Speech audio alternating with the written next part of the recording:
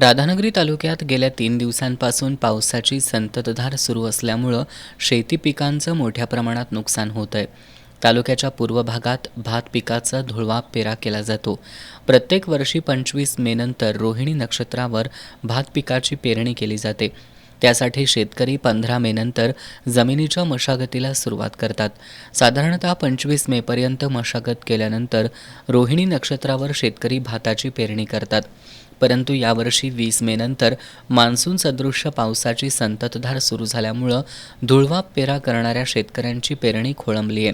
तालुक्यामध्ये शेतकरी उन्हाळी भात, भुईमूग, सूर्यफूल, केळी आदी पिकं घेत आहेत.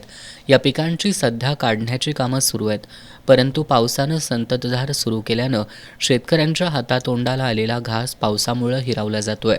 गुरांची वाळकी वैरण अद्याप शेतामध्येच असल्यानं पाण्यात कुजतीये. शेतकऱ्यांनी ताडपत्र्या झाकून वैरण वाचवण्याचा प्रयत्न केला असला तरी वाफ्यामध्ये पाणी साचल्यामुळं वैरण कुजू लागली आहे. शेतामध्ये सखल भागात पाणी साचलंय. नागरी भागात अद्याप नालेसफाईचं काम न झाल्यामुळं पाणी नाल्याबाहेर येऊन सखल भागात साचलंय. मंदिर आणि लहान देवळांमध्ये सुद्धा पाणी साचलंय.